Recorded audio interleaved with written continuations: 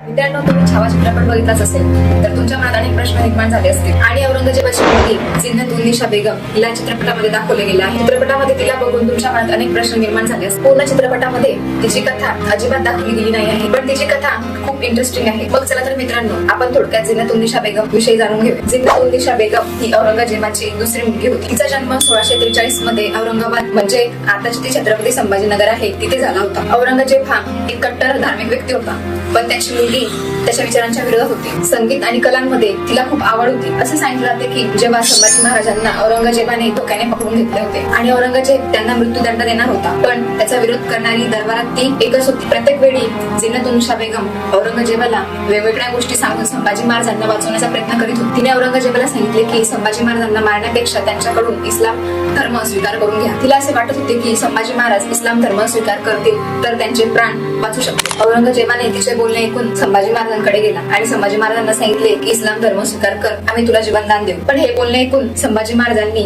औरंगजेबाच्या तोंडावर थुकून दिले. नंतर संतापून औरंगजेबाने संभाजी महाराजांना मृत्यूदंड देण्याचा निर्णय घेतला. जशी ही गोष्ट त्याच्या मुलाला समजली तर तिने परत एक वेळेस औरंगजेबाला सांगितले की संभाजी महाराजांना मृत्यूदंड देण्यापेक्षा त्यांना आजीवन कारावासमध्ये ठेवले पाहिजे. कैद असताना पण संभाजी महाराजांचा संताप आणि आपल्या स्वराज्या प्रती प्रेम पाहून औरंगजेबाने त्यांना मृत्यूदंड देण्याचा निर्णय घेतला. संभाजी महाराजांच्या मृत्यूनंतर जिन्नत-उन-निसा बेगम ही खूप नाराज झाली आणि तिचे औरंगजेबासोबत चांगले संबंध नाही राहिले. तसंच तिने आयुष्यभर लग्न केले नाही आणि अगदी तिने औरंगाबाद म्हणजे छत्रपती संभाजीनगर सोडून दिल्लीमध्ये चालली गेली आणि तिने तिचे संपूर्ण आयुष्य दिल्लीमध्ये घालवले.